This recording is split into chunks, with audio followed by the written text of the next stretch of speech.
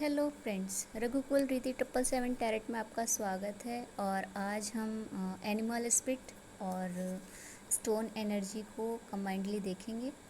आप intention set कर सकते हैं। आज हम पिकअप फाइल फाइनली देखने जा रहे हैं। आपका कोई भी क्वेश्चन, कोई भी ऐसी नीड जो कि फाइनली जो आप आंसर के रूप में जानना चाहते हैं, फोकस कर सकते हैं। कोई भी एक कार्ड आप चूज़ करें, फोकस करें जिस कार्ड पे भी आपकी एनर्जी फोकस हो रही हो। आपके दिमाग में जो भी सवाल है उस पर आप सेट कर सकते हैं अपना इंटेंशन। चलिए देखते हैं फर्स्ट कार्ड जिन्होंने चूज़ किया। चलिए जानते हैं कि उनके लिए क्या एनिमल स्पिरिट और स्टोन एनर्जी गाइडेंस दे रहे हैं। कार्ड में ब्रेसिएटेड जस्पर ये आपका स्टोन है। और फाइनली ये आपको इस टाइप से गाइड कर रहा है कि हाउ इज़ योर स्टेमिना, आपका कितना स्टेमिना है। Do you feel healthy and strong, क्या आप हेल्दी और स्ट्रॉन्ग फील करते हैं। Do you let your self relax and spend time with your family और ग्रुप ऑफ फ्रेंड्स, क्या आप अपने फ्रेंड्स और फैमिली के साथ अपना टाइम स्पेंड करते हैं। Take the time to renew yourself with the comfort of your favourite people, आप टाइम दीजिए खुद को और अपने फेवरेट पर्सन को जिसके साथ आप कंफर्ट फील करते हैं। Spend some time with a companion of the opposite gender, opposite gender के साथ अगर आपकी कनेक्टिविटी अच्छी रहती है या आप थोड़ा सा कंफर्ट फील करते हैं तो आप उनके साथ भी अपना टाइम स्पेंड कर सकते हैं। अपनी एनर्जी को बैलेंस करने का जो सबसे बेहतर तरीका है ना, तो आपके जो अपोजिट जेंडर फ्रेंड्स होते हैं, आप उनसे अगर बल्गैरिटी को हटा दें तो मुझे लगता है कि एक अच्छा दोस्त, एक अच्छा सपोर्टर आपका अपोजिट जेंडर का पर्सन हो सकता है, बशर्ते कि आप अपनी लिमिट्स जानते हो, सामने वाला अपना लिमिट्स जानता हो, तो प्रॉब्लम कभी नहीं होगी। एक्सरसाइज सच एज रनिंग और power walking will help you to increase your endurance at this time। तो आप एक्सरसाइज कर सकते हैं, रनिंग कर सकते हैं अपने पावर में, और आप हेल्प कर सकते हैं, इंक्रीज़ कर सकते हैं अपने टाइम को इंश्योर करने के लिए। एंड्योरेंस एट द टाइम मतलब कि आपको बस समझना है कि क्या और कैसे और किस टाइम के लिए ज़रूरी है। ठीक है, चलिए इस कार्ड का सेकंड जो स्पिरिट एनिमल आपको गाइडेंस मिल रही है वो है एल्क की। एल्क मतलब एक टाइप का जो जंगल में हिरन का ही एक वेरिएशन है। तो मेरे ख्याल से आप लोग ज़्यादा बेहतर बता पाएंगे कि एल्क क्या और कैसे हैं। मतलब एक मज़बूत और स्ट्रॉन्ग एनिमल पर्सनैलिटी जो किसी भी इंसान से भिड़ सकता है और उसे डर नहीं है किसी चीज़ का कि उसका क्या होगा, या फिर उसके सींग कभी कभी उसे भी नुकसान पहुंचा सकते हैं, लेकिन फिर भी वो अपनी पूरी हिम्मत से, पूरी ताकत से अपने सामने जो भी उसके प्रॉब्लमेटिक इरा होता है या जो भी कोई एनिमल होता है वो उससे भिड़ जाता है। तो एल्क बता रहा है आपको, I am strong, my inner core is powerful, मैं एक स्ट्रॉन्ग हूँ, मैं खुद स्ट्रॉन्ग हूँ और मेरी जो इनर कोर है वो पावरफुल है। I am physically fit, mentally focused and emotionally balanced, तो मैं फिज़िकली फिट हूँ, इमोशनली बैलेंस हूँ और मेंटली फोकस्ड हूँ। Whittle life focus flows vigorously through me, providing me with endurance. I live life with vim, vigor and vitality. I enjoy passion, relationship, the restore balance in my life। तो मतलब overall अगर मेरी personality को देखा जाए तो मैं एक स्ट्रॉन्ग पावरफुल मतलब एक आइडेंटिटी रखता हूँ जिसमें मैं अपने आप को ना केवल स्ट्रॉन्ग फील करता हूँ बल्कि उस चीज़ को जीता भी हूँ, और मैं अपने इस पैशनेट फॉर्मेशन को, रिलेशनशिप्स को स्टोर करते हुए, बैलेंस करते हुए अपनी लाइफ को जीता हूँ। तो ये थी एल्क की एनर्जी। आपको कहीं ना कहीं इस चीज़ से, इस कार्ड से ये बताया जा रहा है कि आप खुद में इतने स्ट्रॉन्ग हैं ना कि आपको सोचने की ज़रूरत नहीं है कि परिस्थितियाँ क्या हैं या सामने वाला जो भी सिचुएशन है, पर्सन है, या फिर आपका फाइनली कोई ऐसा एजेंडा, कोई ऐसी प्रॉब्लमेटिक इरा, या कोई एजुकेशन फॉर्मेशन, या कोई ऐसी चीज़ जो आपको इरिटेट कर रही है, आपको लग रहा है आप वीक पड़ रहे हैं किसी भी सिचुएशन में, तो एल्क की एनर्जी बता रही है कि स्ट्रांगनेस आपके अपने अंदर है। सामने तो बस एक परिस्थिति है और उसे कैसे जूझना है ये बस आपके बैलेंस पे डिपेंड करता है। जबकि ये जो स्ट्रॉन्ग वाली एनर्जी है, जेस्पर वाली, वो कहीं ना कहीं आपको प्योरिट फॉर्म में खुद से सवाल करने के लिए प्रेरित कर रही है। तो ये थी आपकी गाइडेंस फर्स्ट पाइल के लिए। और सेकंड पाइल के लिए चलिए देखते हैं क्या आता है। फर्स्ट पाइल के लिए आया है ब्रूसाइट। ब्रूसाइट एक बहुत ही खूबसूरत पत्थर है और इसकी एनर्जी देखिए आपको क्या बताती है। Do you notice that you hear or know what people think, even if they don't say it out loud? Are you aware of the thoughts and feeling of animal and nature? Be aware of your breath to align and balance you. It is time to accept that you are a naturally good communicator and embrace your ability to express yourself. Communing with nature enables you to realize the ones of all life.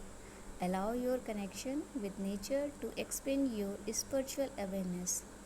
तो इसमें ये जो ब्रूसाइट है वो आपसे कहीं ना कहीं आपको बता रहा है कि क्या आप नोटिस करते हैं कि पीपल्स क्या सोचते हैं, जो लोग हैं आपके सराउंडिंग में वो क्या सोचते हैं, और क्या ऐसा है जो कि आपको देखना चाहिए।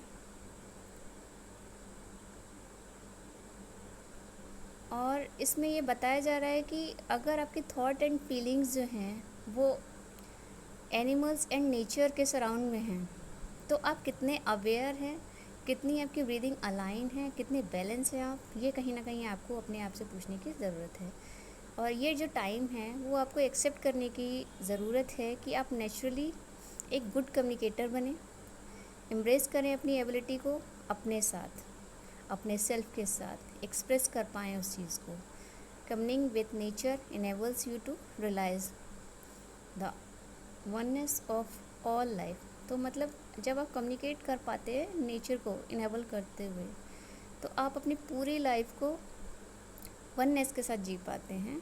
और आप देखते हैं तब कि allow your connection with nature to expand your spiritual awareness. तो मतलब ये अलाउ करती है आपको अपने स्पिरिचुअल कनेक्शन और अवेयरनेस को, जो कि आपका प्रकृति के साथ जो कनेक्शन होता है वो कहीं ना कहीं इस चीज़ की ओर आपको ले जाता हुआ दिखाई देता है। बस टोटली जो एक सराउंडिंग फॉर्मेशन आती है ना, वो आप से शुरू होकर आप ही पे ख़त्म होती है। अब मान के चलिए अगर आपका जन्म हुआ है, ठीक है, इतने लोग इस पूरी पृथ्वी में जन्म लेते हैं, मृत्यु को प्राप्त होते हैं, लेकिन आपकी दुनिया तब तक ख़त्म नहीं होती जब तक आप इस दुनिया से अलविदा नहीं कह देंगे। तो मान के चलिए कि जब सब कुछ आप ही पर डिपेंड करता है, तो फिर बाकी चीज़ों के लिए लोगों के ऊपर डिपेंडेंसी पालने का क्या मतलब है। जहाँ आप कुछ नहीं कर सकते वहाँ उन चीज़ों को छोड़ दीजिए, लेट गो कीजिए, आगे बढ़िए। और जहाँ आप 1% भी कुछ कर सकते हैं ना, जहाँ आपका पोटेंशियल, आपका माइंड, आपका सेट जो कि आपको करने के लिए कुछ प्रेरित कर रहा है, वहाँ आप बहुत कुछ कर सकते हैं। तो वहाँ अथॉरिटी पावर में आ जाइए और करके दिखाइए कि मैं ये कर सकता हूँ और मैं करूँगा, है ना। इसमें आइए डॉल्फिन की एनर्जी। डॉल्फिन मुझे बहुत पसंद है, आप लोगों को भी पसंद होगी, क्योंकि डॉल्फिन के बारे में जितना भी आप इतिहास पढ़ें, प्रेजेंट में देखें, वीडियोस देखें, तो एक लवेबल फॉर्मेशन कहीं ना कहीं क्रिएट होता है। और ये जो कहते हैं ना कि लोग कहते हैं कि एनिमल तो एनिमल होते हैं, मुझे लगता है कि एनिमल तो एनिमल होते हैं, ये चीज़ ठीक है, लेकिन अगर आप देखेंगे ना तो उनमें कहीं ज़्यादा एक होती है ना लवेबल फीलिंग, एक केयरनेस, वो एक इंसान से कहीं ज़्यादा दिखाई देती है, रिफ्लेक्ट होती है, और वो कहीं ना कहीं साबित भी होती है समय के साथ। तो डॉल्फिन की एनर्जी आपको ये बता रही है कि I understand communication from others including what isn't said. मैं समझता हूँ कम्युनिकेशन को अदर्स के साथ जो कि किसी और के द्वारा कही जाती है। Peacefulness and playfulness are mind. Peacefulness और प्लेफुलनेस मेरी एक, कहते हैं ना कि मेरी पर्सनैलिटी को दर्शाता है। नाउ एंड ऑलवेज, अभी और हमेशा। I go with ever changing flow of life, मैं जाता हूँ अपनी ever changing flow of life के साथ विलिंग एंड जॉयफुली, जो कि विलिंगनेस के साथ और जॉयफुली मैं इसको एंजॉय भी कर पाता हूँ। I breathe deeply and oxygen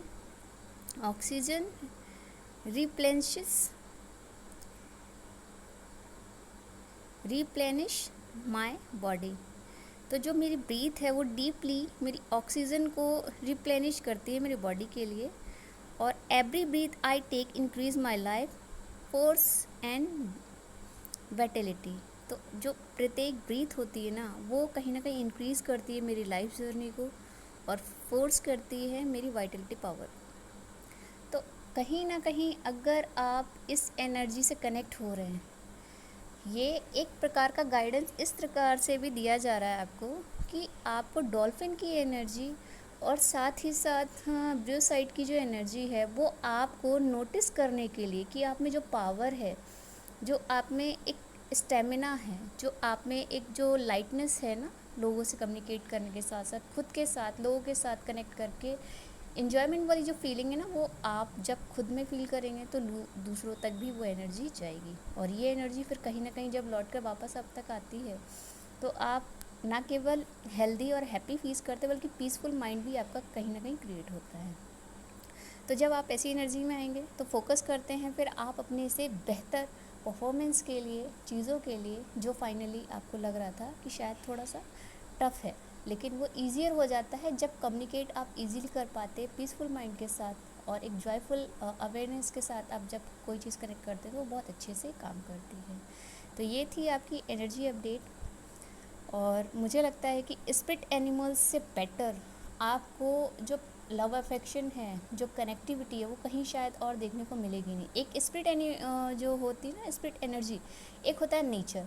in दो के साथ आपका जुड़ाव अगर वाकई में है तो मान के चलिए है इंसान ठीक है, इंसान की कम्युनिटी में हम रहते हैं, वो हमारा कहीं ना कहीं नीड भी है, डिज़ायर भी है और हमें रहना भी चाहिए। देखिए पूरी तरीके से अगर मैं ये कहूँ कि नहीं आप एकांत में ही पूरा जीवन काट देंगे तो मुझे लगता है कि ये ऐसा संभव नहीं है। क्यों नहीं संभव है?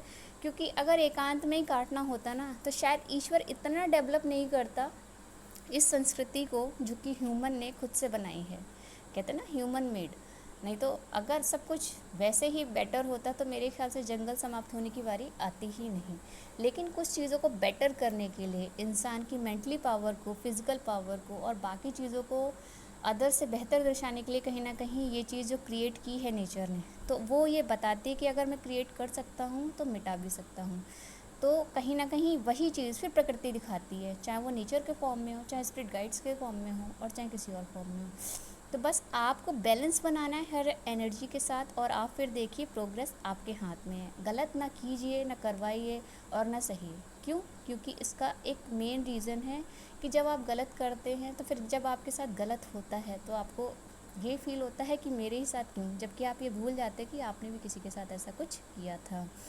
और जब आप गलत सहते हैं तो मतलब आप इतने सहने के आदी हो गए हैं कि फाइनली सामने वाला कितना भी गलत क्यों ना सही, आप वहाँ रिएक्ट ही नहीं कर पा रहे हैं। जब रिएक्ट नहीं कर पा रहे हैं तो फिर जाहिर सी बात है जहाँ आप सही थे, जब आप ही नहीं बोले तो कोई और जो सामने वाला देख भी रहा है वो आपके लिए स्टैंड ले भी रहा है, तो कहीं ना कहीं फिर बात उस पर आएगी। और जब बात उस पर आएगी क्योंकि आप अपने लिए नहीं बोल पाए तो आप दूसरे के लिए क्या बोल पाएंगे। तो फिर वहाँ पे रिलेशन कहीं ना कहीं आपको इंजर्ट करते हैं, सफोकेट करते हैं और फिर वहाँ प्रॉब्लम क्रिएट होती है। तो खैर ये सारी ज्ञानी बातें आपको बहुत लोग बताने वाले हैं, मैं यहाँ आपको ज्ञान देने नहीं बैठी हूँ, बस मैं आपको गाइड करने के लिए आती हूँ। और मुझे लगता है कि मेरी गाइडेंस से अगर 1% भी आप अपने आप को इम्प्रूव कर पाते हैं तो ये मेरे लिए ब्लेसिंग की तरह होगा। अगर कुछ भी अच्छा लगे तो प्लीज़ लाइक कीजिए, शेयर कीजिए एंड सब्सक्राइब कीजिएगा। मिलते हैं नेक्स्ट रीडिंग, तब तक के लिए thank you all of you, bye.